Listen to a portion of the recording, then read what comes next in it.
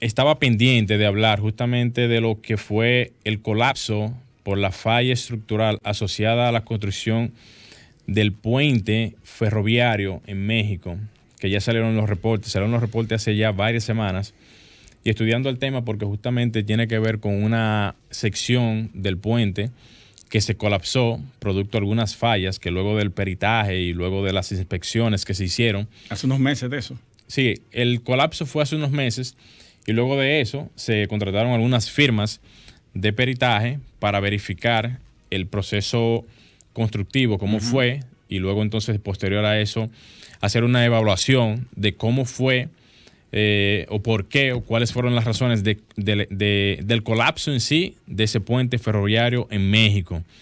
Señores, la empresa o la firma consultora determinó que habían unos cuantos puntos importantes que no estaban adecuadamente terminados, que tienen que ver justamente con varios puntos.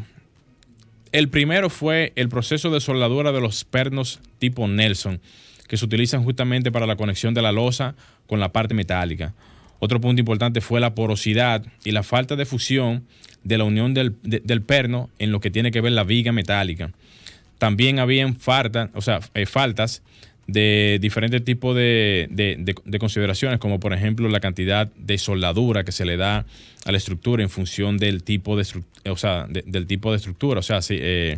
Vamos a decir el tipo de conexión, el tipo de estructura, también las formas en cómo también se veían las soldaduras un poquito deficientes en cuanto a la cantidad de soldadura por pulgada cuadrada, y así también como aspectos en lo que tiene que ver el tablero en sí de donde se apoyaban este tipo de elementos estructurales, o sea, las vigas metálicas. Como decía él también hace un poquito, el tema de las soldaduras no concluidas o mal terminadas o mal ejecutadas. Así también como lo que tiene que ver la supervisión y el control dimensional de todo lo que tiene que ver el ensamblaje y el seguimiento de cada uno de estos proyectos. Ahora bien, yo voy a poner entonces ese ejemplo, esa pequeña parte de lo que tiene que ver el estudio que se hizo a nivel de lo que fue la investigación, y lo voy a llevar aquí a República Dominicana, porque nosotros tenemos justamente la misma referencia a nivel de lo que son las construcciones que se hacen en México, y más que nada, en este sentido, a nivel de lo que es las líneas del metro de Santo Domingo, las cuales se desarrollaron hace unos cuantos años aquí. Eso tiene que tener casi algunos 12 años o 13 años desde su inicio. Y yo viendo el ejemplo de México, que es un país bastante desarrollado y que tiene una cultura de la parte estructural hasta más avanzada que nosotros, ellos están, diría yo, algunos años luz por encima de nosotros en cuanto a lo que tiene que ver la parte constructiva. Claro, porque es la verdad, o sea, mira la entrevista que tuvimos en estos días con Benjamín Romano, un arquitecto de fama mundial, y que él mismo, aparte de que él tenía ciertas, no dudas, pero ciertas inquietudes sobre la parte estructural, no porque no la pudieran desarrollar, sino porque se la pudieran aprobar por parte de la firma Arup. Por las hazañas que él había hecho en la edificación. Entonces, ese tipo de cosas demuestran que siempre hay una cierta resistencia ante ese tipo de estructura. Pero para no salirme mucho del tema, lo que quiero enfatizar aquí es que yo me he dado cuenta que aquí hay mucha calidad en cuanto a lo que tienen que ver las construcciones en el país. Hay un seguimiento bastante arduo, hay una especie de, digamos, profesionalidad en lo que tienen que ver este tipo de asuntos, pero hay algo importante que es la parte del seguimiento, la supervisión y la continuidad de este tipo de trabajo. No solamente después que están concluidas, sino también después que pasa un tiempo que no se revisan ni no se le dan un tipo de mantenimiento, porque no se trata de un puente vehicular, se trata de un puente ferroviario o de una línea ferroviaria que está en continuo uso y que no es como una vía pública que está prácticamente en un suelo firme. Se trata de una estructura que está en el aire y que continuamente está en uso por las cantidades de viajes que se hacen día a día. Y yo me pregunto lo siguiente: ¿aquí verdaderamente se le da algún tipo de revisión a lo que tiene que ver el asunto del Metro de Santo Domingo? Cuando digo revisión me refiero a la parte de las líneas. Yo sé que se le da una revisión. Se le hace un mantenimiento. Hay un mantenimiento previo, continuo que se le hace, casi... ¿Cuándo fue que se le hizo? No voy a decir... Nosotros hablamos de eso aquí. Es continuo, pero es para el asunto de los rieles.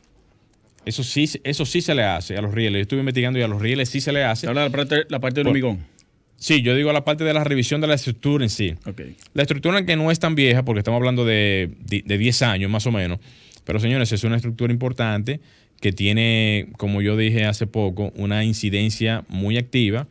Estamos hablando de cientos de viajes diarios, o sea, todos los días, a cada hora y continuamente sin parar. Entonces, esas estructuras, por un asunto lógico, se mueven continuamente, tienen vibraciones. Y eventualmente algún tipo de condicionante debe de existir en esas estructuras que pueda quizás debilitar algún punto específico. Nadie me diga a mí que no, porque verdaderamente las estructuras en su momento están diseñadas para lo que son usadas, pero eventualmente cualquier estructura puede tener algún tipo de fallo o puede tener algún tipo de condicionante que no haya sido revisada en el tema de la supervisión al momento de construirse y que quedara al unísono, sería la palabra, o sin revisión, porque mira el caso de México.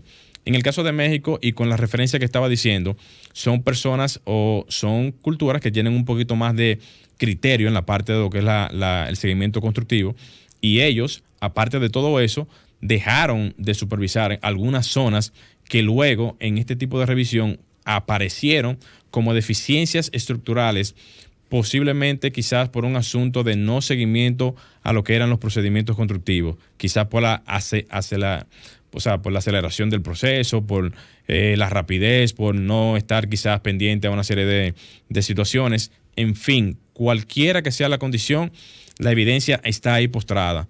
Y estamos hablando de que los ejemplos tenemos que utilizarlos no solamente para ver el precedente, sino también para tomarlo como referencia, para poder aplicar en cuanto a lo que tiene que ver el caso en sí, algún tipo de medida que se pueda utilizar para prevenir cualquier situación a futuro. Entonces, la información la llevo justamente para que tanto OPRED, que es el órgano rector, la parte que se encarga justamente de eso, si es si